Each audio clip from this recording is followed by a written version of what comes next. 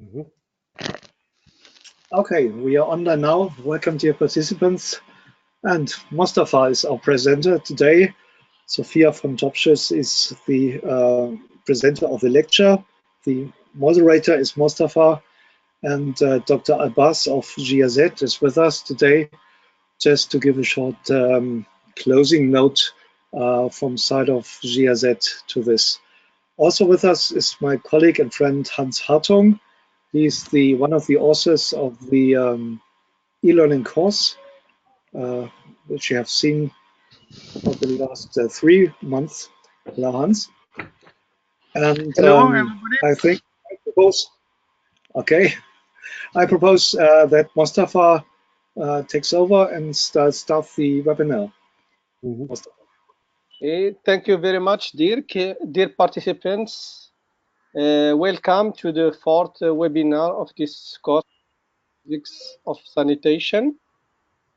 Today we will be, our main speaker is Sophia, and the webinar will talk about practical examples from Jordan about decentralized wastewater treatment facilities. And basically, it will be in 3 parts. The first part is the example from Feynan Ecolodge. The second one is from the example from Wadi Hassan. And the last part is mainly about challenges. And in the beginning, Sophia will give introduction about BORDA, who is BORDA, and also explain little bit about how BORDA is involved in the ACC project. And as usual, in meanwhile, we will have during the presentation 2 poll questions, and after each part we will have questions and comments, and as usual also we'll try to give as much time as we can to comments and discussion from, because the webinar is mainly for the participants, and each time it's almost around 10 minutes discussion and comments. And from those participants who will have some problems to get connected to their mic or have any problem, they can just write their comments and questions. So now I will give the floor to Sophia to explain in detail the agenda. She introduced first herself and you give the detailed agenda and starts with the first parts. Sophia, the floor is yours. Thanks a lot, Mostafa. And welcome everybody, welcome all the participants. I'm Sophia. I am working for as a project engineer for BORDA, and I'm based here in Amman since a year or a year and a half now. And as Mostafa already told you about the parts of our discussion today, so I will mainly give a small presentation, and then we always have time for questions, comments, or whatever you have in mind while listening to the examples from Jordan. So let me tell you briefly, I hope you can see the whole screen, about BORDA. So BORDA is the Bremen Overseas Research and Development Association. And it was funded about 40 years ago by planners, engineers, business people, and also social scientists. So we have our headquarters in Bremen in Germany, basically. And on this map, you can see our region that's called BORDA WESCA, West and Central Asia. And BORDA, all in all, globally is active in over 25 countries all over the world. But our region is focusing on West and Central Asia. That means we have, since 2017, we have a regional as well as a country office here in Amman. And we also have one office in northern Iraq, as well as one office in Afghanistan. Our main focus is the access to public services such as energy, sanitation, waste management, and water supply for mainly rural but also urban areas. And so our main focus, to be honest, is basically sanitation. So this is our core competency. How can I get to that?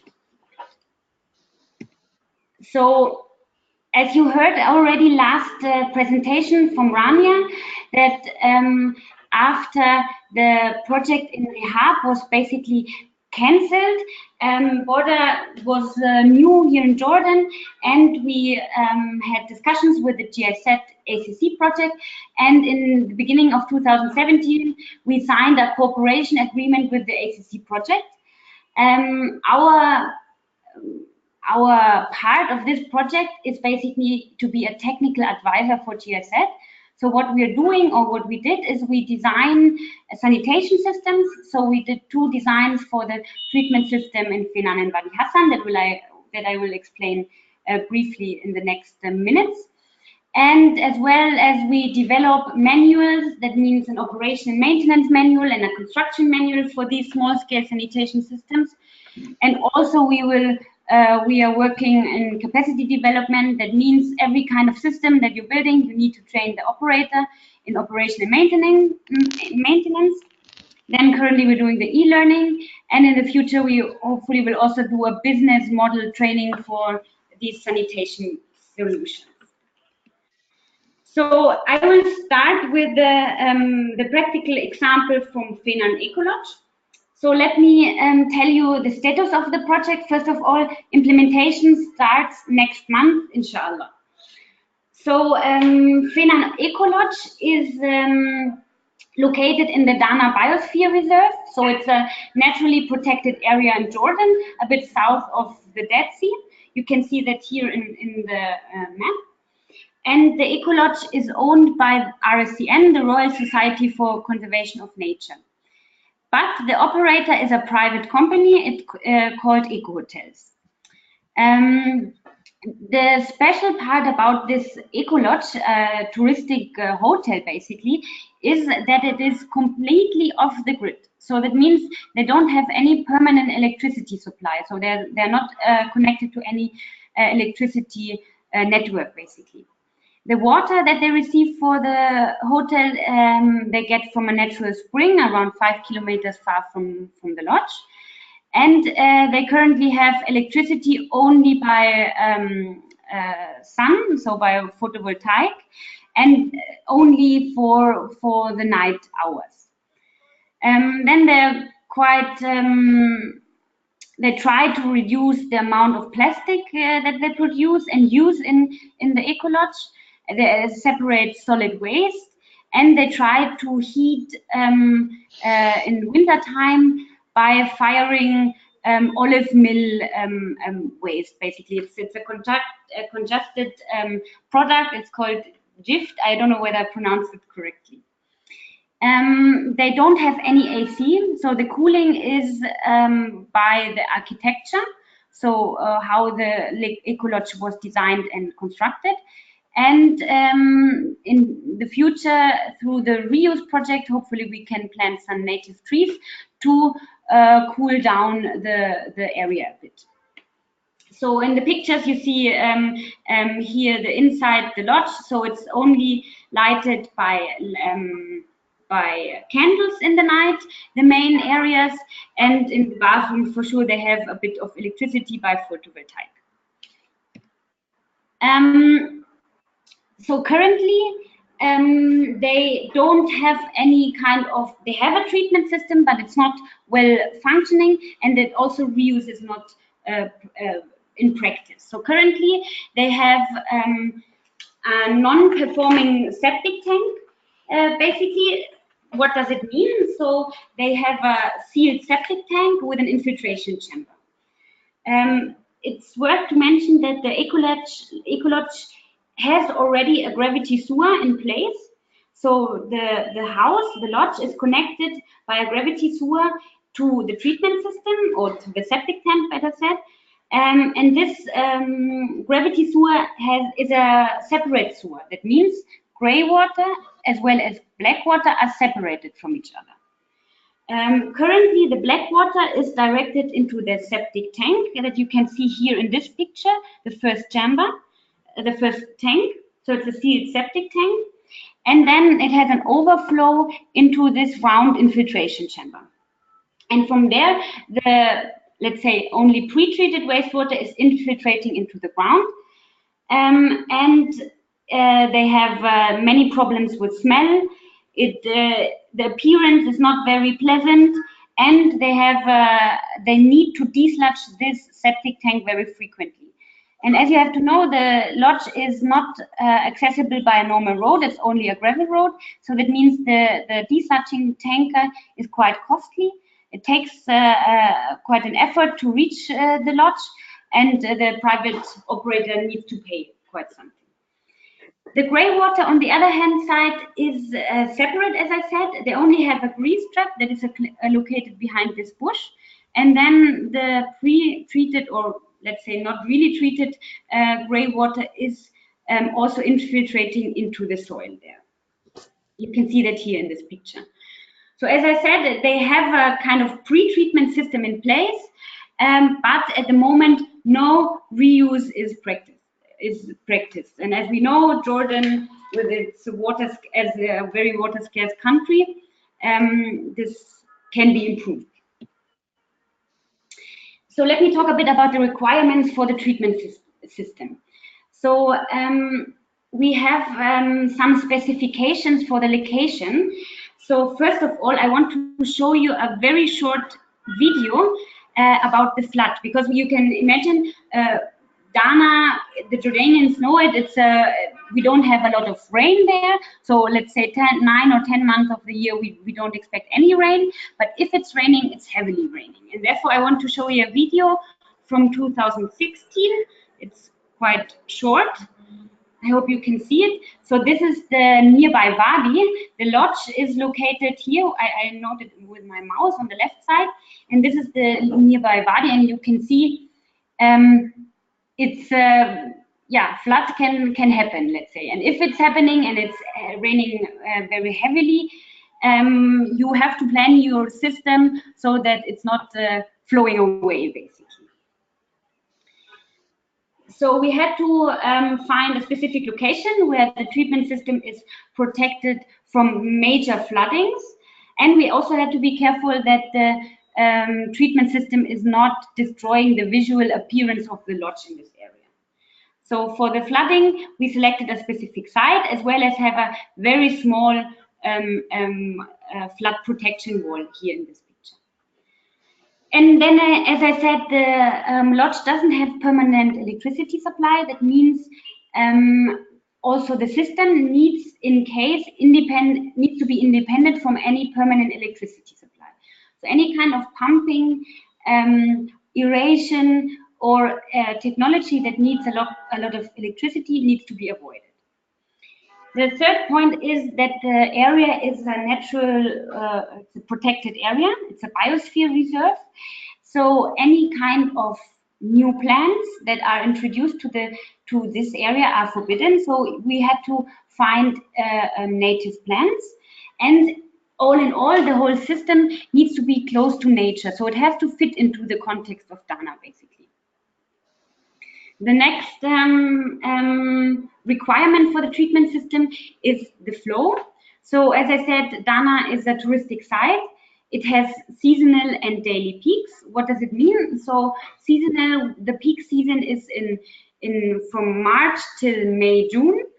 And then from September, October till November, end of November. And you have to imagine visitors are coming in the morning, they shower, they go to toilet, and then during the day they're not there anymore. And then in the evening for the sunset, they come back. And so the daily flow has quite some peaks. This needs to be considered in the design. The maximum guests they can have are 72 guests and 10 to 15 staff. And then additional daily visitors. Another important issue is the temperature change within the year. So we have a very hot summer, but in winter time, the nights can be quite cold. And as you will see, we have anaerobic treatment systems, so the temperature is affecting the efficiency of any kind of anaerobic treatment system. Next point is that the treatment system needs to fulfill the Jordanian standards for reuse treated wastewater. And more an operational issue, the treatment system needs to be operated by the local staff. So that means any kind of high-tech solution that is not easy to operate by people that are not 100% familiar with sanitation technologies should be avoided. So based on these requirements, we designed a system that I want to give you a short overview how it works basically. So as I said, we have black water and gray water separate, and this is also what we keep for the system at the beginning. So we have black water from toilets basically, as well as organic waste. That means food residues, that means animal manure, so any kind of organic waste that is collected and connected to a biogas digester as a primary treatment system. Maybe it's worth to mention that we also have to make some changes in the piping structure of the sewer, as the kitchen wastewater currently is connected to the grey water. That means they have at the moment quite some problems with the smell from the grease and the grease trap. So that's why we decided we connect the grey water pipe to the black water pipe, so that also the kitchen wastewater that has a high organic load can be treated in the biogas digester first. The biogas from the biogas digester can be reused for cooking purpose, basically. Then after the primary treatment, the biogas settler, the gray water, the black water and the gray water is mixed in an anaerobic buffered reactor. As the word already said, an anaerobic buffered reactor is an anaerobic treatment system. I will explain it in the next minutes a bit more in detail. From this anaerobic buffered reactor, the effluent is flowing into a vertical flow constructed wetland as a tertiary treatment. From here, from the vertical flow constructed wetland, we have a recirculation in the ABR again. This I will also explain later more in detail why we need it. And after the vertical flow constructed wetland, as a tertiary treatment, we can reuse the treated wastewater for irrigation of native trees. So here we have the irrigation. In case we have any parts that are not functioning, we have an emergency overflow that is going to a cesspit and then infiltrating into the ground, but already treated, so it's not raw wastewater anymore. And we have an emergency overflow to the Wadi, but as the word emergency already says, it should not happen if everything is working properly. So this is a basic overview. Let me explain on the sanitation service chain a bit more in detail who is connected and how the modules are connected to each other to make it a bit more clear. So we have basically these 5 components: feces, urine, flush water, that are connected in a normal poor flush toilet as we know it. Then we have the grey water. What means grey water? That is shower, also water from the shower, water from the laundry, as well as cleaning water. So if they have to clean the floors, this water is also connected in the grey water sewer system. So the black water from the toilets is connected in a biogas reactor. And as I said, we also can throw in biomass there. What is biomass in our case in Feynan? That means food waste from leftovers from lunch, dinner and breakfast, as well as animal manure, because a lot of goats, sheep are passing these areas, and so the animal manure can be collected and thrown into the biogas reactor for better biogas production, basically. Then we also have organic waste in cardboard boxes, and these cardboard boxes can be easily made in small pieces and also thrown into the biogas reactor for a better treatment efficiency. From this biogas reactor, we have the reuse component that biogas is used for cooking in the main kitchen in the Ecolodge. After the biogas digester as a primary treatment, as I said, the black water and the grey water are merged and treated in an ABR in a vertical flow constructed wetland. The effluent is used for irrigation of native trees. The stormwater in our case is separately, so as the sewer does not contain stormwater, it is drained separately, basically. And here you can see a flow chart. Again, it basically describes the same the concept from the black water and the biogas digester merged with grey water into the ABR, and then a solar pump and siphon. I will explain it more in detail later, with a vertical flow constructed wetland, and then half of it is recirculated into the ABR again. So let me tell you a bit about the hydraulic flow in the system. So as I said already, the hotel is exposed to large fluctuations for high and low seasons and visitor hours. So this was a main challenge of the system. So we have a month where basically they have 0 to 1 cubic meter per day of wastewater production. And then we have the high peak season where we have around up to 10 cubic meters per day. So this was the challenge, that the treatment system is working with low wastewater flow as well as with high wastewater flow. So the solution is we designed the treatment system for an average flow capacity of 5 cubic meters. Let me go back to the chart before. So we need to recirculate the effluent from the vertical flow constructed wetland into the ABR. So 5 cubic meters production in wastewater means we need to recirculate 5 cubic meters into the ABR because of nitrogen removal. So I will explain the processes later, but just keep in mind, so the recirculation from the vertical flow constructed wetland into the ABR is because we need to remove nitrogen out of the wastewater to meet the Jordanian standards.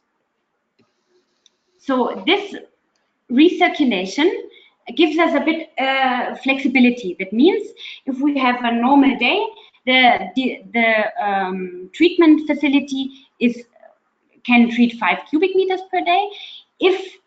That means 5 cubic meters are recirculated. So all in all, the treatment modules can handle 10 cubic meters per day. If we have high numbers of visitors, that means 7, 8, 9 cubic meters per day, the recirculation can be easily stopped for some hours by a manual valve, and then the treatment modules can handle this high flow in the treatment modules. I hope this is clear for all of you, but we can have anytime questions, and also later on we have a section for questions that might come up. So let me start with the biogas digester. So here you can see a 3D model of the system. Biogas digester as a first treatment step, then the ABR, anaerobic buffered reactor, with a vertical flow constructed wetland. This house here is an existing house that is not used for any treatment, but just for demonstration. You can see that a small house is directly next to the treatment plant. So the primary treatment is the black water treatment in the biogas settler. The biogas technology is called a fixed dome reactor. So there are different kind of biogas digesters available, and this one that we chose is a fixed dome reactor. So you have 2 inlet manholes. You can see on the right side. The first inlet manhole is for the black water connected by the gravity sewer. The second manhole is for the soft organics, so the biomass, the food residues, the animal manure, and so on. So this part can be separately put into the biogas digester. Then we have a third manhole, that is the gas outlet manhole, that is directing through piping the gas that is produced in this fixed dome reactor into the kitchen, basically. And then we have an expansion chamber that is transporting the pre-treated black water for the further modules, basically. Let me show you a bit what this kind of biogas settler looks like and how it works. So here you see a construction, unfortunately not in Feynan yet, but how the structure looked like. So the biogas digester, the material is bricks basically and plaster around, and for sure it needs to be gas tight as well as watertight. So this is very important for the construction of this manual, of this module. And let me explain a bit how the system works. So in the picture on the right side, so you have an inlet manual here. Then the black water is reaching into the fixed dome reactor. It's accumulating here in this area, and you have a permanent water level basically. So that means this water level always remains the same. If you have more gas production, the gas is pushing the wastewater a bit down, but never below this part of the digester. So we have anaerobic treatment processes starting in this part of the digester, producing gas and reducing the organic pollutants in the wastewater. And then the wastewater is further flowing into this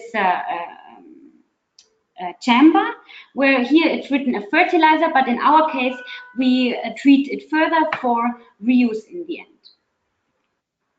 So here on the left side you see the detailed drawings of this digester, and let me tell you a bit about the process. So as I said already, the digester is fed with organic waste and wastewater mixed. The wastewater comes from toilets and different sources. The solids in the wastewater, they sink down and will form a sludge layer. In this sludge layer, we have anaerobic bacteria that decompose the easy digestible organic components in the wastewater.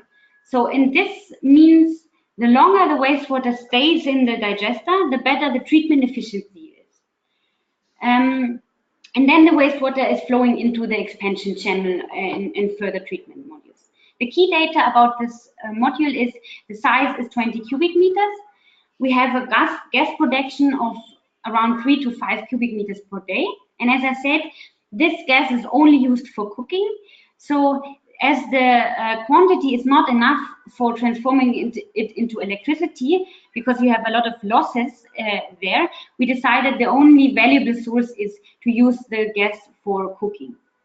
The gas storage capacity is 4.3 cubic meters, and the temperature in general for all anaerobic modules says the hotter the temperature, the better for the treatment efficiency. So that means in Feynan, in summertime, springtime, and autumn, we have the best treatment efficiency. In wintertime, we have lesser treatment efficiency. The retention time of the wastewater in this module is around 14 days. Let me come to the second module. It's called, and you see it here in the red circle, it's called anaerobic baffled reactor.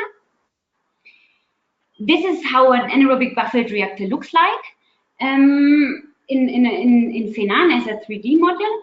And let me show you quickly how the wastewater flows. So you see here a distribution chamber, and then the wastewater flows from top to bottom through these pilot pipes. Why? We force the wastewater to flow from top to bottom and then flow up from the bottom through the sludge that is accumulating at the bottom of each chamber, again into the next chamber. So the flow goes from top to bottom, flows up again, top to bottom, and continues through each chamber. Why this is like this? So the ABR has a series of chambers. In our case, it has 5 treatment chambers, and the wastewater flows upstream. The reason for that is that the activated sludge that is located at the bottom of each chamber has a treatment efficiency. So that means the inflow of the wastewater is forced to pass through the activated sludge blanket. And the wastewater is forced to be in contact with these anaerobic organisms that decompose the contained pollutants in the wastewater. So the increased contact time between the biomass and the inflowing wastewater improves the treatment efficiency in this module of the treatment system. So in the first chamber that we see here, we treat basically easy degradable substances. And in the second and the third and fifth chamber, the less degradable substances can be treated, basically.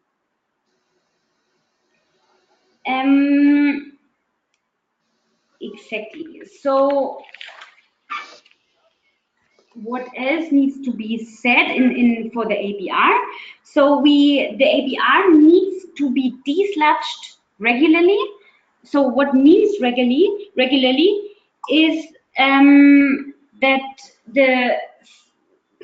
depending on the design, the desludging frequency is up to 2 to 3 years. In our case, it should be 3 to 5 years. That depends a bit on the wastewater consumption and on the wastewater amount. But in our case in Feynan, the desludging of the ABR is between 3 and 5 years. If you compare it with the system before, the operator needed to desludge every 2 months, basically. So this is a major financial burden for him, and this can be reduced. So the ABR, all in all, is very simple to build and very simple to operate. It's very robust and also quite robust to hydraulic and organic loading. The suitable wastewater for this treatment module is domestic wastewater, but can be also industrial wastewater or grey water. But the higher the organic load, the better the treatment efficiency. The treatment efficiency is for COD between 65 and 90%.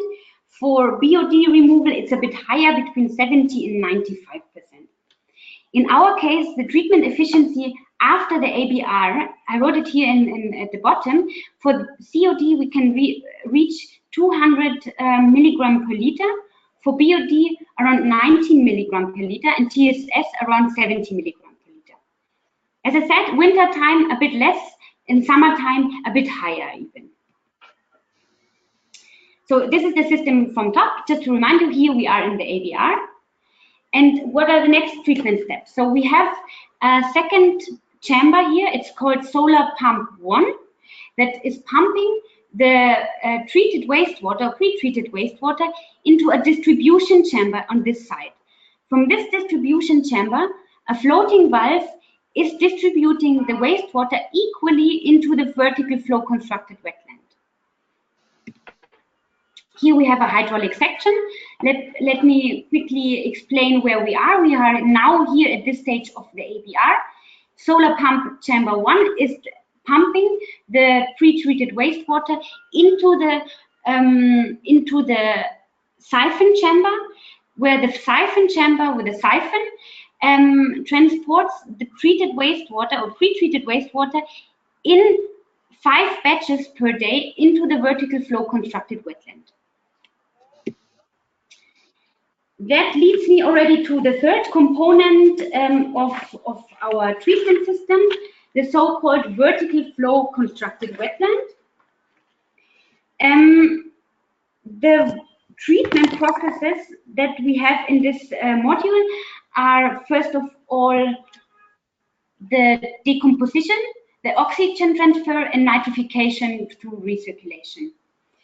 In general, the treatment technology can reduce suspended solids.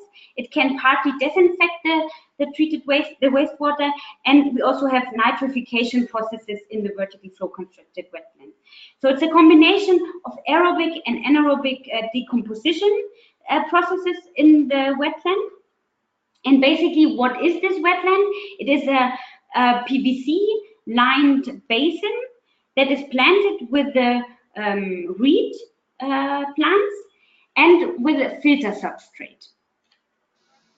So what does it mean, decomposition? So basically the wastewater is distributed from this siphon chamber in a vertical way through pipes, through distribution pipes and through holes in these distribution pipes into the reed bed. It percolates through the filter substrate vertically to the bottom, and there it's collected in drainage pipes.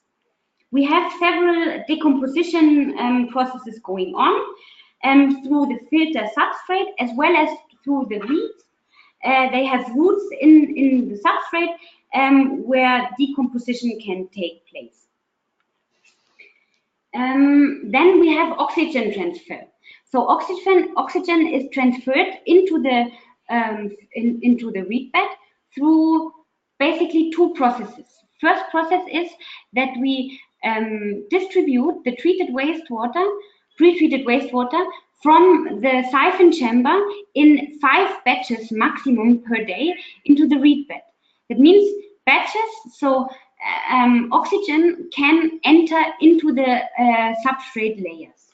The second part is that the reeds have deep roots and that are located at the bottom of the reed bed, and they have their plants at the top. So the plants, they transport the oxygen out of the air through their leaves into the roots of the reed bed and can improve the oxygenation in the wastewater, basically. And then, as I also said before, quickly, we have a nitrification in this reed bed. Why nitrification? There, the recirculation comes into the context. So the treated wastewater is recirculated from here, from the end, into the ABR again. We need a carbon source into the treatment and into the wastewater to basically release the nitrogenous gases out of the wastewater. This is called denitrification. That's very technical and biological at this stage. I hope it's quite understandable. So there I also reached my first question. Therefore, I have to explain some words about it first. So in this slide, you saw that the reed bed consists of 2 parts. So basically, it's one bed, one basin. But here we have a wall that is separating the reed bed into 2 stages, or let's say into 2 parts. So my question is, now, why does the vertical filter consist of 2 reed beds? Is it, from your point of view, more operation and maintenance reasons? So maybe we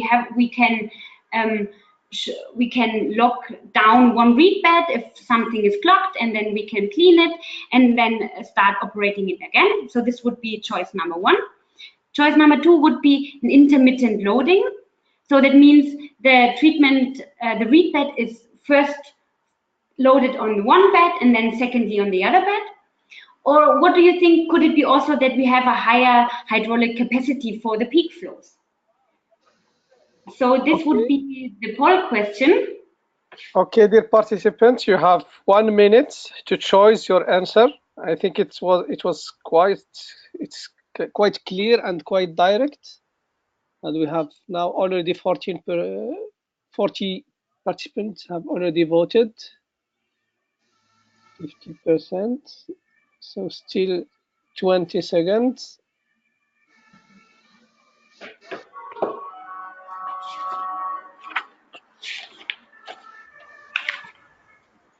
Okay. 70%. Okay.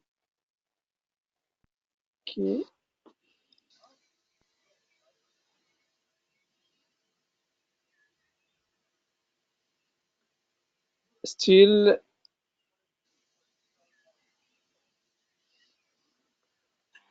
okay. I think about to finish. I think we can give the result now. Dirk? Yes, I do so, Mostafa. Okay. You can see the results. Yeah, Sophia, you see the results?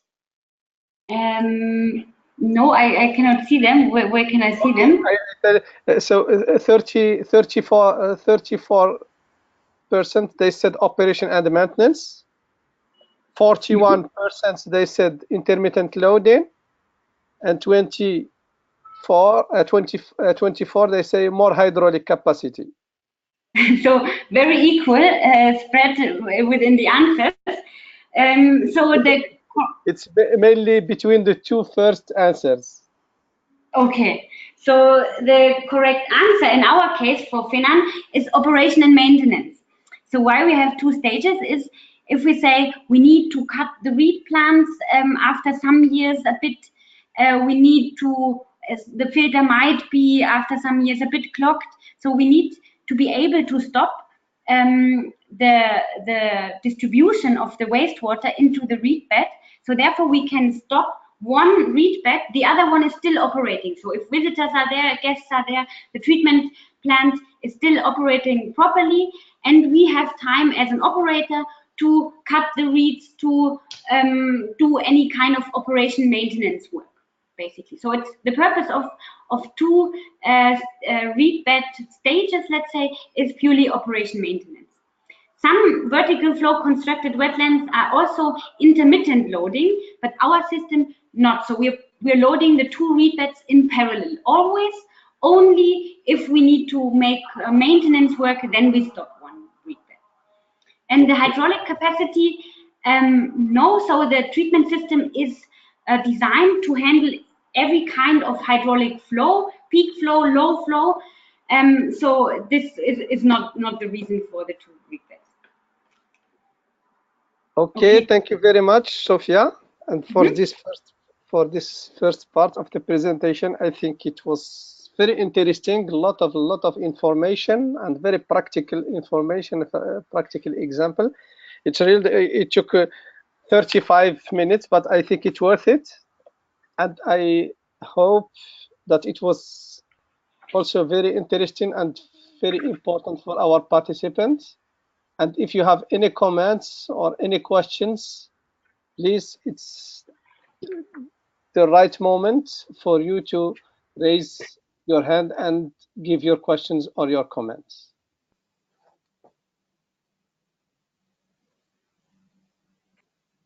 Any questions from the participants?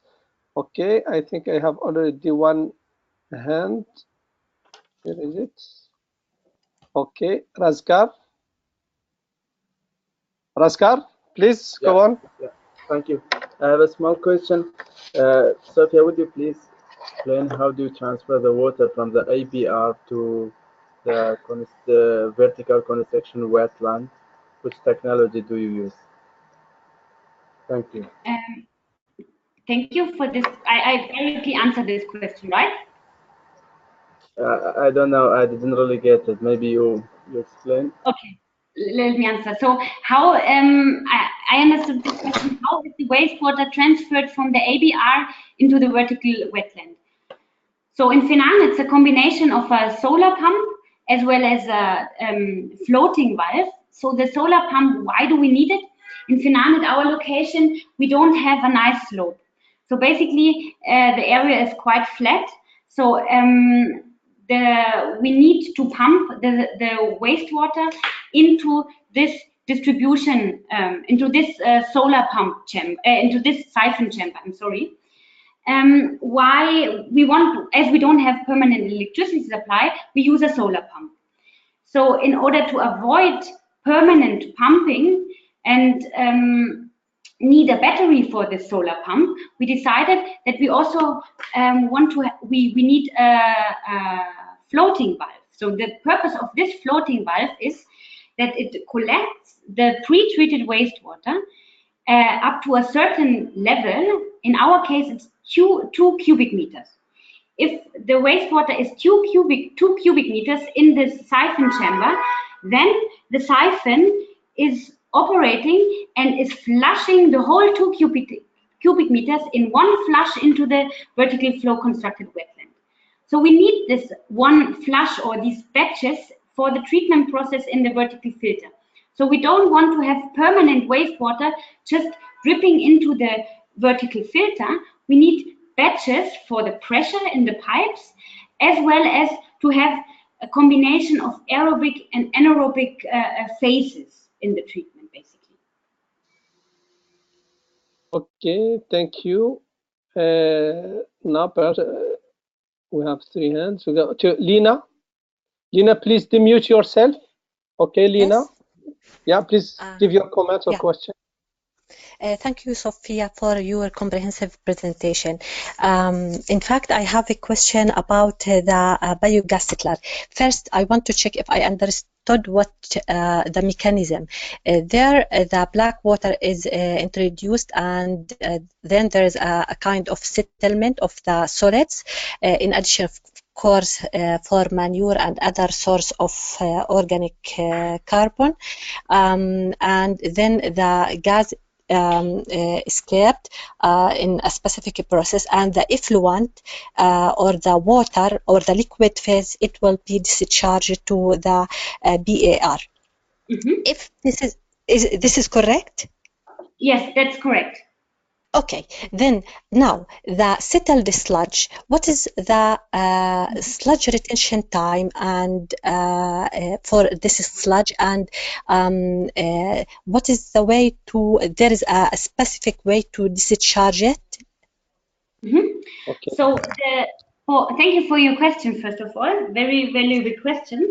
So the sludge retention time in the digester, as per our design, is up to 10 or even more years. So that means 10 to or a bit more, the sludge can stay in the digester.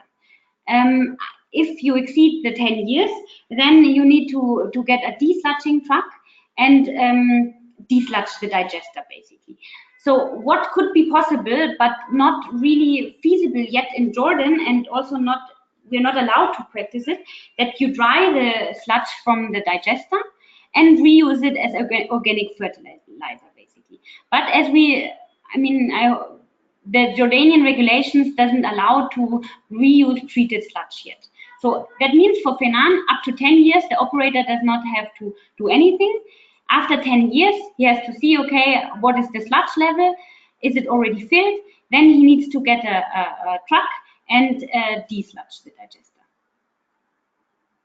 But maybe worth to mention, he should not desludge the whole digester, because it's always very important to have remaining sludge in the digester for the new wastewater coming in. So as the bacteria that treat the wastewater, that produce this decomposition process, you still need some bacteria in the digester for the next wastewater to also be treated. Okay, thank you. Dua, please demute yourself. Please open your mic, Dua. Hello. Okay. Hello, we hear you. Yeah, thank you very much for the interesting information, especially we goes to the technical informations. My question is about I don't know if I understand or not. The wastewater treatment is built or constructed before the hotels or after the hotel constructed? My second question is about the smell. Does the smell is still existing after the wastewater treatment constructed? So it's mainly about the planning of the projects and the question regarding the smell, any risk of smell. Exactly. So the location is, I don't know whether you know the area. So it is basically in front of the hotel, as I said, it's connected via sewer, and that already existed. So we wanted to use the sewer that is already in place to reduce the costs for any new infrastructure. So it means we use the already existing sewer and build another 2-3 meters in sewer extension, and then have the treatment facility. So this was also very important for the site, as we don't have electricity, so we cannot pump untreated wastewater. First of all, it's not economically feasible, and we should also avoid it. That's why we had to use, and it was the best solution, to use the gravity and the existing system already. I hope this was the right answer to your question. Second question, smell. So we have in the biogas digester, we don't expect any smell because it's a airtight system. In the ABR, we have a ventilation pipe.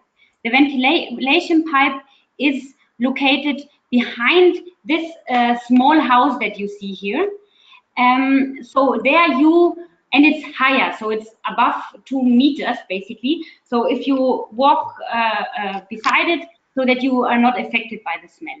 So the only smell that can occur is if the wastewater processes is turning from anaerobic into aerobic treatment. So and therefore we have this ventilation pipe that should, in case we have smell, but we don't expect any smell basically, that is directing the smell up in the air basically. Okay, the next participant, Arwa. Arwa, yeah, good evening. Hi, Sophia. Hope you're doing good. This is Dr. Arwa speaking. Hi, Dr. Arwa. Hi. So I have just one question regarding the biogas digester, and more specifically regarding the temperature. You mentioned in one of your slides that the hotter the better. Does this mean that you have no temperature control on the biogas digester level? Because usually the digestion is carried out at around 38 degrees as temperature. So I didn't see any temperature control system on the biogas digester level. So does this mean that you're not preheating the soft organics as well as the wastewater when they are feeded into the digester? And thank you for your presentation, Sophia. Yes, thanks for this very good question. You're right. So we are definitely not heating the wastewater or the organic material. So, and we also don't have a measurement to measure or a device to measure the heat in the digester. So you have to see this as it's a very low-tech digester that is in our case used for pre-treatment basically. And as we do want to reuse all sanitation end products, we can collect the biogas there, and in this case it's enough to reuse it for cooking. So it's not a high-tech digester that needs to preheat the inlet or inflow. So in our case it's basically for pre-treatment, and the effluent that we can reach with the biogas digester is also not yet ready to reuse. So that's why we have the second and the third module to treat it further and to be able to reach the standards in the end. Okay, I have 2 or 3 written comments before I go back to questions. Ahmed Sabh, he is asking, is it possible to feed the biogas digester with the cut reeds to enhance biogas production? If so, is there any concern related to the impact on this practice on the performance of treatments, particularly when it comes to nutrients? Mm-hmm. Okay, so mm-hmm. Okay, you can answer. Yes. So yes. So the cuttings from the reed plants can be, as it's an organic material basically, can be thrown into the biogas digester. That would be also very good to increase the organic production in the biogas digester. Okay. I think one direct question from the Baz. Also, what is about TSS?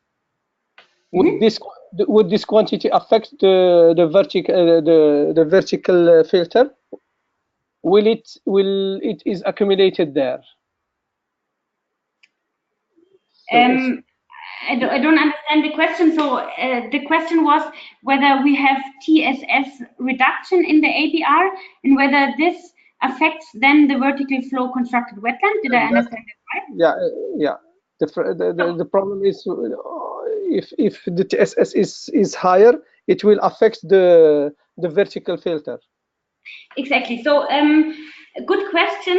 Let me briefly explain it. So we have for sure TSS removal. I think what was the number that I said? Around 70 milligram per liter, as far as I remember right now. And so the system was designed. So the vertical flow constructed wetland can either be defined by hydraulic flow or by organic load. And depending on the pre-treatment, one of these two factors is the decisive factor for the size of the vertical flow constructed wetland. In our case, it was the hydraulic load, but in other cases, it also can be the organic load. And then, if you have a higher organic load, that means also higher TSS content, you have to build or design the vertical flow constructed wetland bigger. So you can say, I don't have the exact number in mind right now, but a certain amount of TSS per square meter of a vertical flow constructed wetland. So this is the design parameter. Again, in our case, it was the decisive factor was the hydraulic load, but in other cases, it can be the TSS. But for the design of our system, we made sure that we adjust the effluent from each module with the inlet of the next module, basically. So we said, okay, in our case, we can reach with the ABR this and this amount of BOD, COD, and TSS. That means this is the inflow for our next module.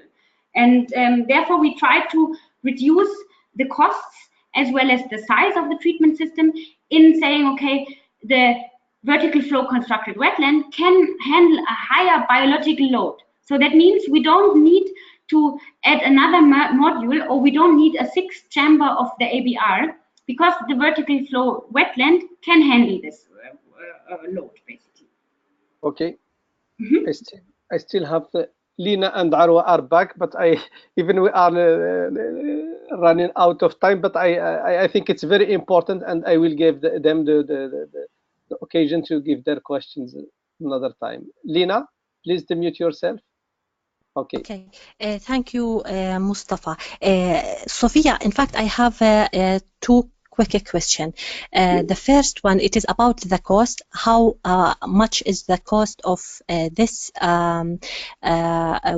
decentralized wastewater treatment plant, and what is the expected about the payback period if you considering that stop using or the process related to desludging, because I think this is the most important point, economical point with regard to the private sector and the operator. And the other question, it is technical about the mixing point. You did mix the grey water with the effluent from the anaerobic digester before the ARB. Why didn't you mix it after the ARB? In this way, you still have some organic carbon source. You still have carbon source, and it's still possible for the nitrification to occur in the constructed wetlands. Thank you. Two very valuable questions. So first question, costs. Unfortunately, I cannot tell you the costs at the moment because it's currently under tendering process. So that would be a bit critical. With regard to the payback period, to be honest, we didn't calculate that for Feynan yet. So I mean, for payback period, you mean what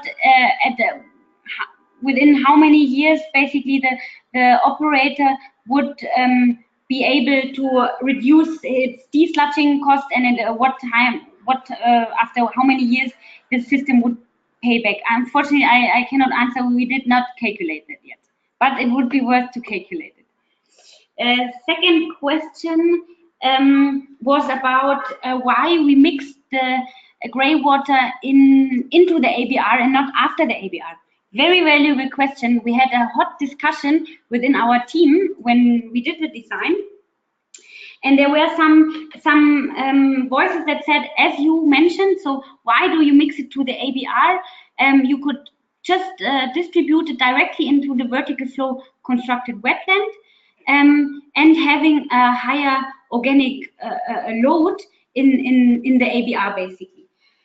For us, it was a bit too, let's say, unsecure to directly discharge the grey water into the vertically flow constructed wetland, as we are not sure what exactly is in the grey water. So that means some people, if they take a shower, they might throw plastic inside, whatever. So in a way, there could be big particles also in the grey water, although it's grey water, and this would mean it would clog the vertical filter.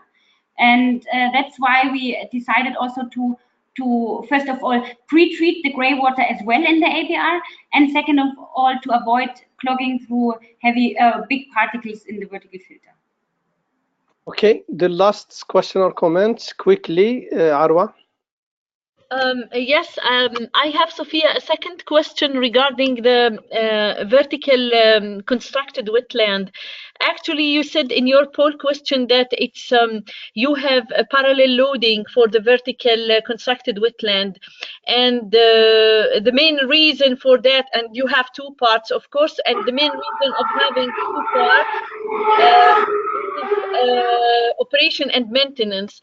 Actually, I didn't get really the point, because usually if you are feeding or pumping the same quality of water into the constructed wetland under the same hydraulic conditions, we would expect the clogging problem to take place at the same time. So why you did not think about an intermittent loading, and in this case you would stop one part in order to cut the reeds in the second part, and then you will put it again into operation intermittently. I mean, one part is in operation, the other one you are working with, and you cut the reeds and so on. Thank you. Okay. So I think you understood it correctly. So the reason why we have two beds is basically because of operation and maintenance. So let's assume, so we don't expect the filter to be clogged at all, but let's assume there is a clogging. We in our area here in Jordan, this what does it mean? How can we remove this clogging? So we stop the distribution to one bed. The sun is very strong. The sun can dry the solids on the reed bed, and then we can start operating the treatment system again, and the clogging is removed. So in this kind of intermittent loading, maybe it's just a wording problem. So intermittent loading, as I had in mind, is basically that the reed bed is loaded, let's say, half an hour one bed, half an hour the next bed, half an hour the first bed again. So in our case, this is not a practice. So we load the reed bed in parallel, because we have already this kind of floating valve that is bringing the wastewater for us in batches. So we have already this kind of aerobic, anaerobic treatment. So we have 2 cubic meters flushed into the vertical flow constructed wetland. Then we have 1-2 hours break. Then next 2 cubic meters are distributed to the surface of the wetland. So there we already have the aerobic, anaerobic processes, and so that we don't need this intermittent loading for the reed bed. I hope this could answer your question. Okay, thank you very much. I think it was very interesting. Even it takes too much time than expected, and we are, I think, 15 minutes behind, but I think we will catch up afterward. And now I think we will go to the example from Wadi Hassan. Exactly. So I try to keep Wadi Hassan very short, because basically it's the same system. So let me quickly tell you about the objective of Wadi Hassan. So it's a pilot project to pilot small-scale decentralized wastewater treatment plant with the capacity of 50 cubic meters. the treatment system is constructed within the area of the existing Wadi Hassan treatment plant, and the system is owned by WATCH and should be operated by a water company. So quick background information, again, after the project had to change its location. So the choice was Wadi Hassan. It is already, the land is already for a central treatment system, and basically only the treatment technology, the approach, and the operation should be piloted. So what we have to do is we have to divert part of the inlet for the existing treatment facility to our new demonstration site. And the effluent of the decentralized treatment system in our case will be partly merged with the outflow of the existing Wadi Hassan treatment system, and partly it will be reused for irrigation on site. Next slide. Exactly. So just a quick introduction. Wadi Hassan, I mean, I think most of you know about it, but it's a treatment system in the north of Jordan, close to Irbid. So here in this picture, you see the treatment facility, and this is the catchment area, basically. So here we have three villages that are connected via gravity sewer to a pumping station that is called Wadi Hassan lifting station, and then the wastewater is transferred through a pressurized pipe to Wadi Hassan treatment system.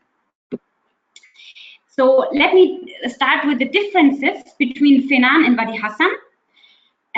So first of all, we don't have separate grey water, black water, and stormwater sewer, basically, and the sewer is partially pressurized. So what does it mean if we don't have a separate grey water, black water system? So in Feynan, we said the black water is pre-treated in a biogas digester. In this case, as we have only minor amount of wastewater, 50 cubic meter, the biogas out of a biogas settler would not be major, basically. And there is no consumer, basically, for the produced gas. So it's not enough gas to make electricity out of it and use this electricity. So basically only cooking would be applicable. And so here we don't have the consumer basically for this gas. So that's why we have in Wadi Hassan a regular settler, no biogas settler. As we have the wastewater from a long sewer line, mixed of pressurized sewer as well as gravity sewer, we can expect, as in normal cases, we can expect a lot of sand, gravel, maybe also plastic within the treatment facility. So this is different from Feynan case. There we don't have a long sewer line where the manhole can be open and all the solid waste is flushed into the sewer. So in Wadi Hassan, this could happen. So that's why we need pre-treatment units. And this is a very specific case, and this would not be for a treatment system in a normal village. But here we have this pilot case. So we need to divert a certain amount, 50 cubic meters per day, of wastewater from the main sewer line. So therefore we need a pump to regulate this flow. There's no other reason. The other difference is we have a very good slope in Wadi Hassan, so we can avoid the solar pump for distributing the wastewater in the siphon chamber. So we can reuse the gravity to avoid one pump. And also here we have a reuse component, and in this case reuse can go by gravity. So the merging into the to the effluent of the existing treatment system is by gravity, as well as the irrigation on site. And then for sure we have the difference in treatment capacity. We only have we have more than Feynan. We have 50 cubic meter without recirculation, 100 cubic meter with recirculation. Okay, so just quickly here in this slide you see the main sewer line for central Wadi Hassan, And from this sewer line, we divert 50 cubic meter into this area into a pre-treatment, a settler, an ABR, and again a vertical flow constructed wetland. So we divert basically the wastewater before any treatment step will take place. Sophia? Mm-hmm. I think perhaps if you can focus more on the differences between the two examples, and Yeah. Because now I really running out of time. Okay. Yes. Okay. Let me do it quickly. So the major differences: we have the same treatment technology. We have an ABR. We have a floating valve. We have vertical flow constructed wetland and a solar pump for recirculation. And the only difference is we need a pre-treatment, a screen and a grid chamber, and basically we have a settler and no biogas digester. The other difference compared to Feynan is, as I said, we don't need a pump. We can only go by gravity. As we have quite a big vertical flow constructed wetland, we have to be careful that the pressure of the wastewater at the end of all the distribution pipes is still enough for the wastewater to distribute equally. So that means we have to avoid that at the first some meters of the vertical flow constructed wetland, we have a lot of wastewater, and in the end, we don't have any wastewater. So the distribution is guaranteed through the floating valve, but this might not be enough to keep the pressure in the pipes. That's why we will install in Wadi Hassan, we will install spray nozzles. Spray nozzles is very easy. Basically, you have a hole in the pipe. You connect this spray nozzle here, this hole to the pipe, and then you have a bigger distribution area. Let me show you one very short video how this looks like. I hope you can see it on my screen. So this is these are spray nozzles. You see how they are attached to distribution pipes in testing sites in Berlin, basically. So we have a bigger cycle of distribution and a better equal distribution into the vertical flow constructed wetland.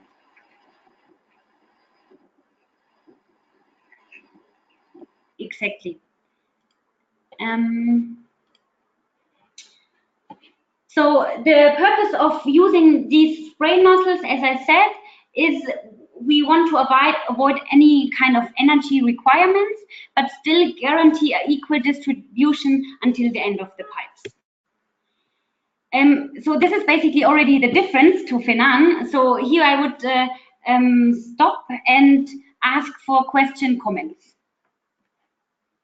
Okay, thank you very much for this second example, and I already have one written question from Dad. She asked about the first example of Feynan. What is the concentration of nitrates in the final effluent of plants? You have any idea? Okay. Yes, let me come to this question. I will answer it in detail in the challenges. There I will present the effluent quality of Feynan and Wadi Hassan and compare it to the Jordanian standard. So I would kindly ask that this question I will answer in some minutes. Okay, and we have one question from Bahis. Bahis, please. I was just correcting. It is Wadi, not Bani Hassan. That's not a question. Just that. Thank you. What is the correction? Can you just repeat? She was saying that this station was called Bani Hassan. It was called Wadi Hassan. Wadi Hassan, yeah. Oh, I'm sorry. Thank you. Yeah, the treatment system is called Wadi Hassan, exactly. Okay, thank you very much. Dad, please.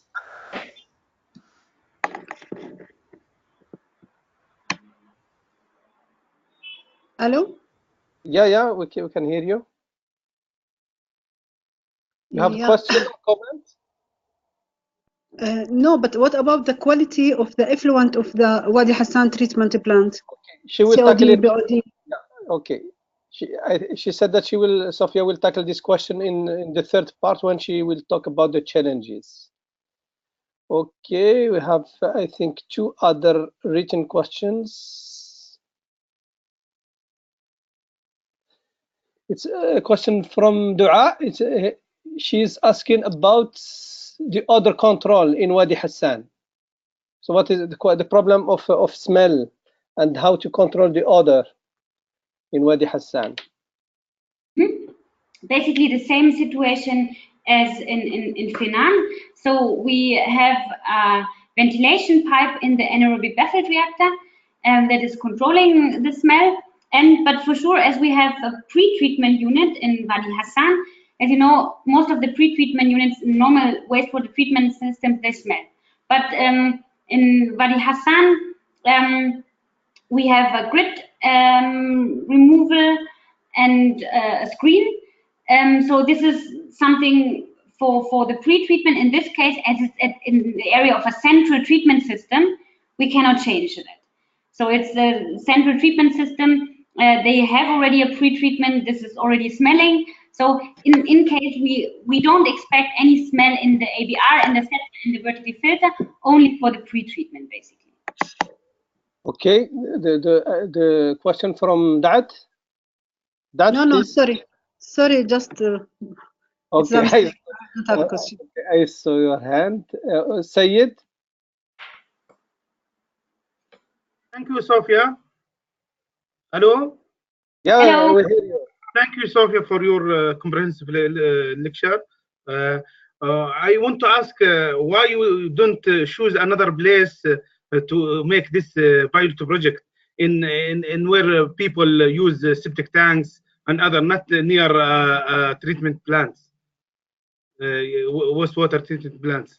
Why you choose this place? Yeah, I understand your question. So basically, this is related to the project. So we are not, BORDA was not involved into the site selection itself. So as you know, the ACC project, they wanted to implement this system already in Rehab in Mafraq. And as per social complaints, basically, the project was stopped in Rehab, and that's why the project needed to find a new location. And that in this case, I mean, you know, every project has its time schedule. It's designed for 3 years. Basically, it was not enough time to choose a new location within a community where you have to raise a lot of awareness, where you have to prepare the community, you have to involve them in the site selection, you have to involve them in technology selection, and so on. So basically the time was against choosing a new location within a community where it could be really used. Okay, thank you. Perhaps the last comment for this part, Razgar.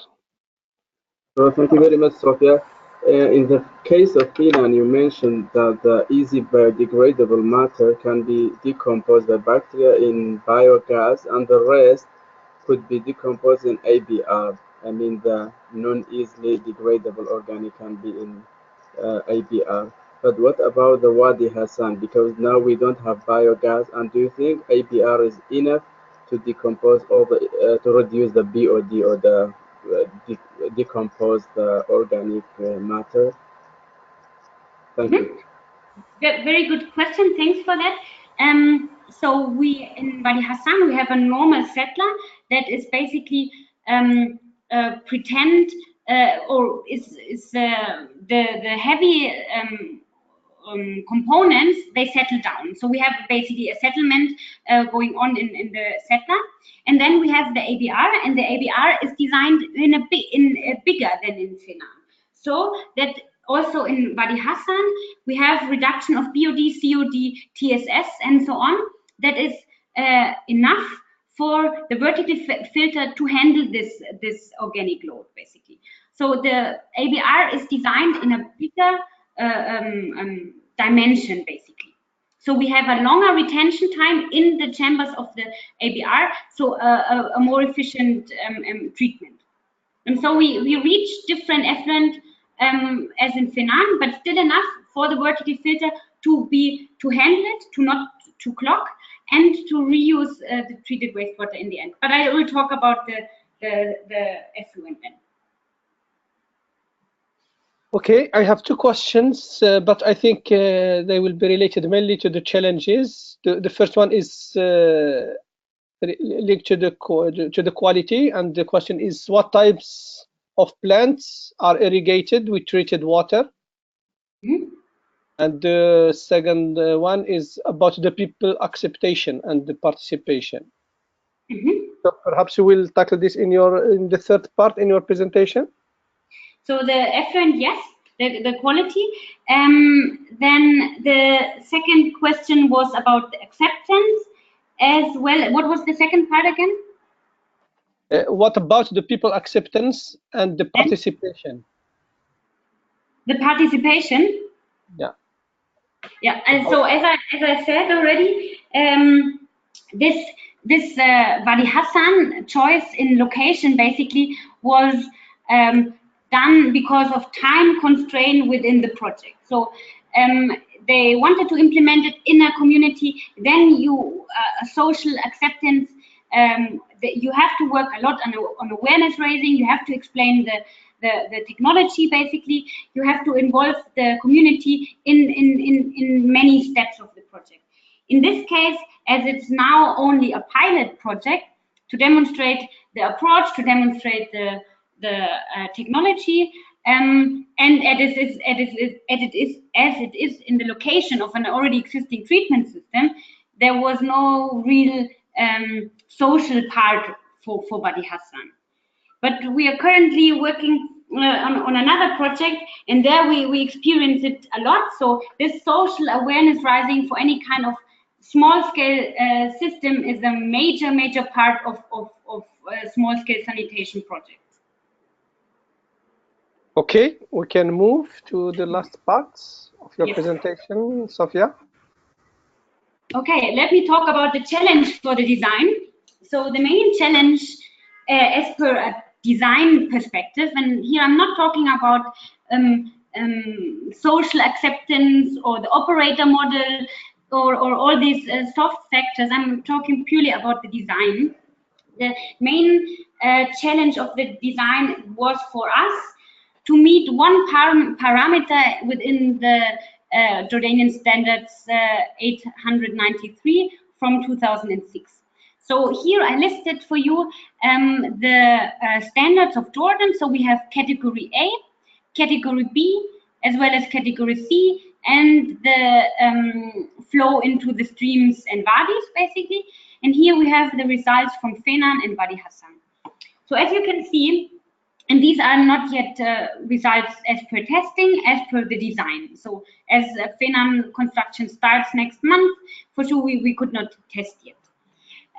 So as you see, here I marked basically the strictest parts of the standard for all categories in blue.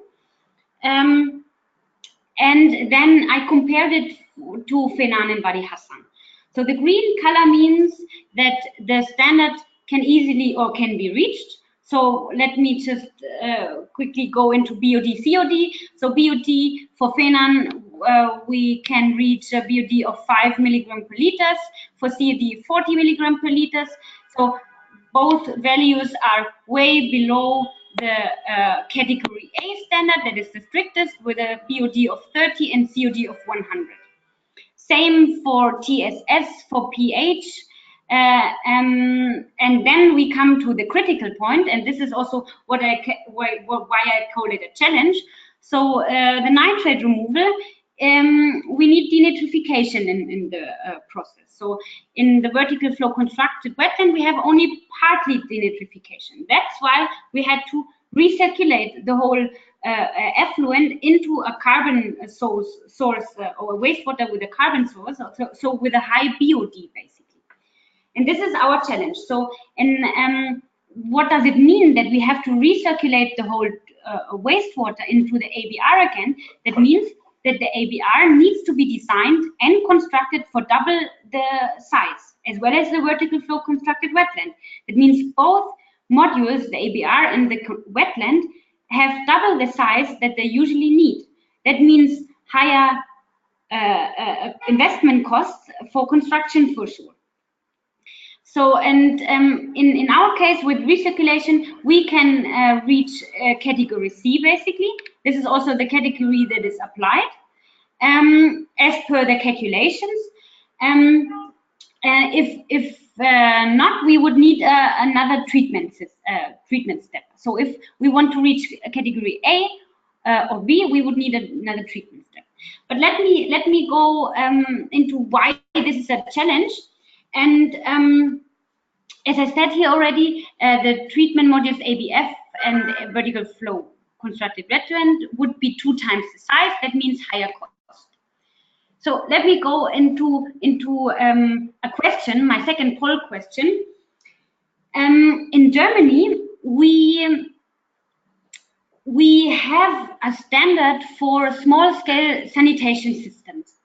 And from your, I don't know whether you know it already, maybe from previous e-learning modules or from your own experience, what is your, what do you think? Does the standard in Germany that is considered in the German Federal Water Act consider nutrient removal for small-scale sanitation systems? So the answers could be yes, no, or partly. Okay, I think we can go quickly for this question.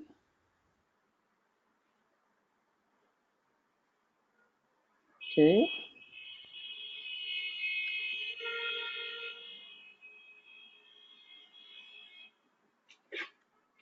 Okay. Still 30 seconds.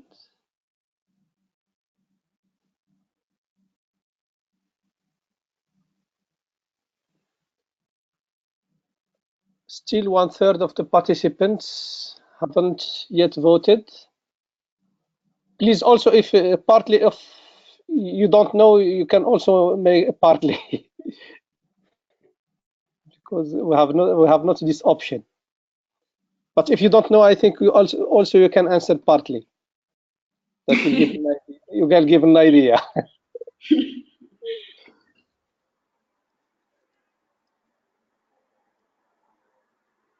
I think still 20% have not yet voted, but I think we can stop here. Dirk, can you show the answer? Okay, we have 48% yes, 12% no, and partly 40%. Okay, very interesting. So let me show you the standard of Germany. So in this, just quickly, in this table, you see that that Germany divides small-scale systems according to the size per people equivalent, according to the BOD per kilogram per day, and according to the flow rate. So there we have 5 different categories.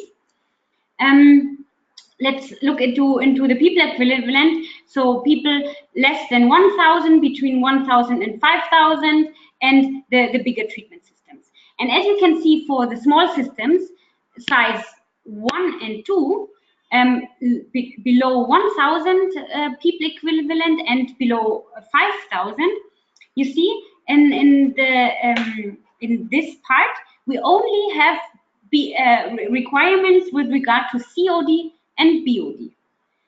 And so the small-scale treatment systems do not consider any nitrate or nitrogen removal.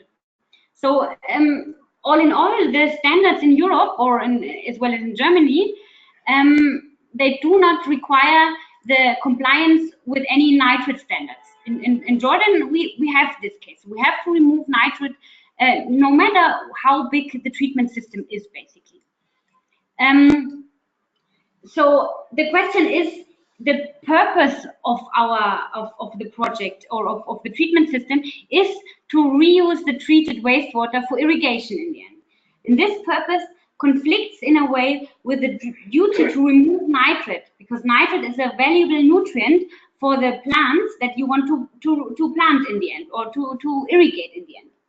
And as we're not talking about treatment systems with a big size, but more with a small size for rural communities, for small villages, and so on. So the question that came up is it really necessary to remove nitrate if we want to irrigate and reuse it in the end, and could close the nitrate cycle basically? And in many cases, then we have fertilizer that is put into the plant again. So this was basically the question. So again, the biggest challenge that we faced is one part of the Jordanian standard, the nitrate removal, and therefore we had to make the system bigger. It costed more, and it's also more sophisticated, so more high-tech, more operational costs as well. So we need to pump, so this all could be avoided if nitrate for small-scale system would not have such a high standard, basically. So as we are running out of time, I would come to questions and answers. Okay, I think this already I answered the question from Dad regarding the nitrates. And any other comments or questions from participants regarding this last part? Okay, we have Lena. Lena, please demute yourself. Open your mic. Okay. Yeah. Okay, Lena, please. Yeah. Sophia, could you please go back to the first slide where you talked about the effluent equality? This one? Yes. My question about the total nitrogen and ammonia and nitrate. Now, total nitrogen, the definition, it is, I think total nitrogen, it is nitrate, ammonia, nitrite, and organic nitrogen, which based on that is expected that the amount total nitrogen should be higher than nitrate. But when you go to the effluent equality, you see from Feynan the total nitrogen is 45, while nitrate, yes? Yeah? Yeah, I think the voice wasn't very clear. Can you just repeat quickly? Yeah, please go on. Hello? Yeah? Hello, Lena.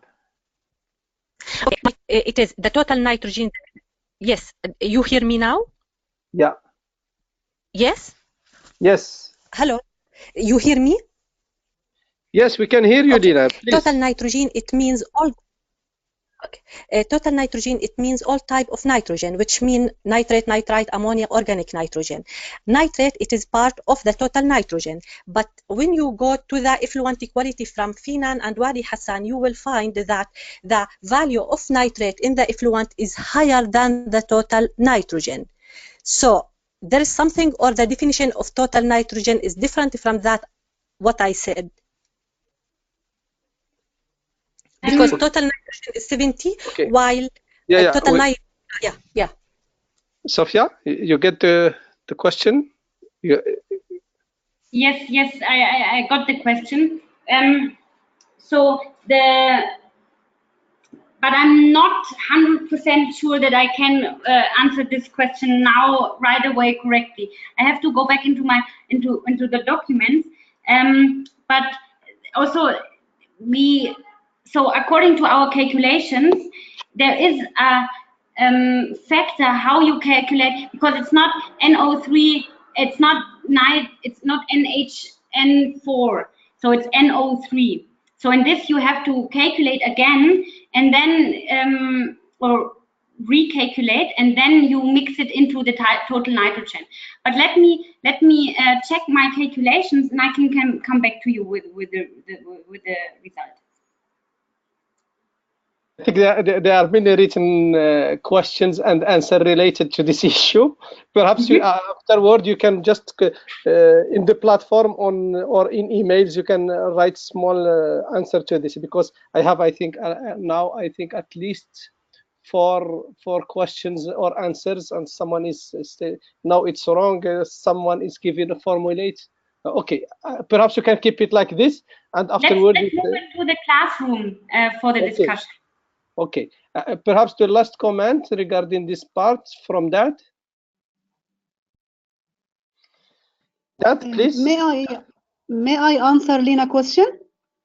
Yes, nitrate and nitrates? Yeah. Okay. No, total nitrogen is 45 as N, but when you want to make it as NO3, you have to multiply by the molecular weight ratio, by the molecular weight of NO3 divided by the atomic weight of nitrogen. So when you have a total nitrogen as N, and then you want to differentiate it or to make a species like nitrate, nitrite, ammonia, and organic nitrogen, you have to multiply by the molecular weight ratios. So always the total nitrogen is lower than the other species, as it is only N, and the others are NO3, NO2, NH3. So you have a bigger molecular weight than only elemental N. This is why in the Jordanian standard, for example, for drinking water, the nitrogen is 10 and the nitrate is 45. Which means you have to multiply 10 by the molecular weight of nitrate divided by the atomic weight of nitrogen. Always the species have a molecular weight or a value bigger than the elemental nitrogen itself as a result of multiplication. Okay. Is it clear? Is the answer? I think perhaps, as I said, I think it's little, for myself it's clear, but I think Sophia will explain a little bit later on the course platform and give some references of and looking closely to Jordanian standards. Okay.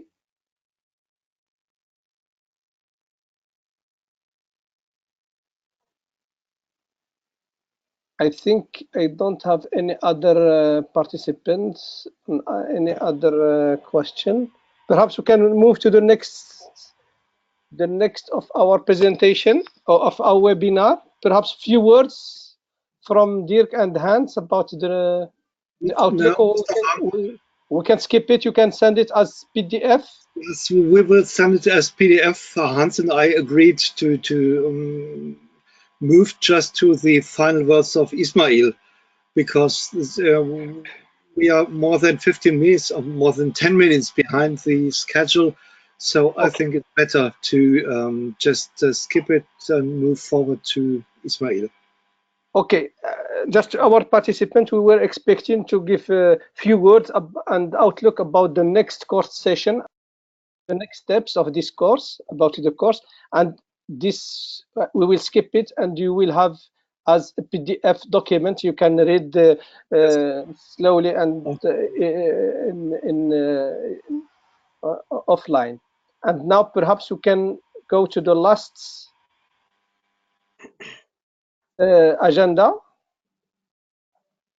at the point of our agenda, and we will have Dr. Ismail Al Baz. Yeah. Who I saw who was participating to the whole session. Thank you very much for attending. That's right. Yeah. And perhaps you can give a few words about your impression and a few words about the official closing. Thank you, Dr. Baz. Thanks very much, Mostafa, for the introduction and for the moderation. Yes, I attended the whole webinar, and also the last 2 weeks I was inside also the activities, and I have seen how all the participants are very active in attending this training, and it's really a pleasure for me to see this interactive communication and participation of the participant. This give us a very good impression as GIZ, as implementing and organizing agency, because this is our intention by such kind of training and capacity building, capacity development activities, to support all our participants from the counterpart here in Jordan and other countries in improving the situation of the water and sanitation system in the country. And when I see how the participants were joining this training course, this give us a positive impact, and I hope this will continue in the future. Just a few words, I would say, from our side, the whole implementation, my impression was going very, very positive, and I hope the participant can benefit from this training. This is because this is our intention at the end, and use it in their daily work in the water sector here in Jordan, and also the participants from outside Jordan. I would like also to thank our cooperation partner here, the Margraf and BORDA, for supporting the implementation of this training, and also to thank all the trainers and moderator of the webinars. As I could see, Hans, Sophia, Rania, and Torsten, they were supporting the implementation of this training. Many thanks for that, because you bring really a lot of input from your side to support the participant and to increase their knowledge. Last but also not least, I would like to thank Mostafa for the excellent moderation. Really, I enjoyed very much, and looking about to keep the time, but on the other side, to give the participant the time to benefit from the training and to answer their question. Just few points I would ask the participant, please. I would appreciate very much your participation to the evaluation session of this training. There will be a question from Margraf, from Dirk, regarding the impact of this training. How you evaluate that? We will appreciate as GIZ very much your answers. We need that. All these answers, we need them to improve the quality of this training, and to prepare also the other and the next training, which we'll have in October, November this year. And I hope I will meet many of you joining the next training. Yeah, that's all from my side. I wish all of you the best, and I hope we'll keep in touch also in future, in similar future training. And thanks very much. Thank you very much, Dr. Ismail. Thank you very much to all participants for their dynamism and for their commitment to the, and especially for this webinar. Thank you very much, Sophia, for the very comprehensive practical cases and explanation. It was really some kind of exhibition to those special cases. Thank you very much, Hans, Dirk, also for your contribution. And also thank very much to Lina, and of course to Dr. Ismail Al Baz, and all representing. And keep in touch. Wish you good luck for the next steps of the course, and bye-bye from my side. Dirk, okay. Last word. Yes, just two final words. Dr. Ismail was stressing the question of the evaluation. This is really important, and the evaluation is already online in the classroom. So we and GIZ, Margraf Publishers also, as well as the lecturers and moderators of this course, would appreciate very much if you could fill this sheet out. And the second one is the final test. It's also online until next week, Monday next week, and it's quite simple, but I think you will like it. It's just a summary of the course a little bit. So it's I look forward to read this. If there are any questions, please direct them to the forum or to the contact the tutor session, or just write us an email. We will contact you right away. Okay, thank you very much, Sophia. Thank you very much, Mostafa and Dr. Ismail. Thank you very much, Hans, for being here, and a huge thank to you, participants. It was a pleasure to meet you here in this webinar, and we still have 1 week together, and I look forward to this. Bye-bye for now. Thanks. Bye-bye. Bye-bye. Bye.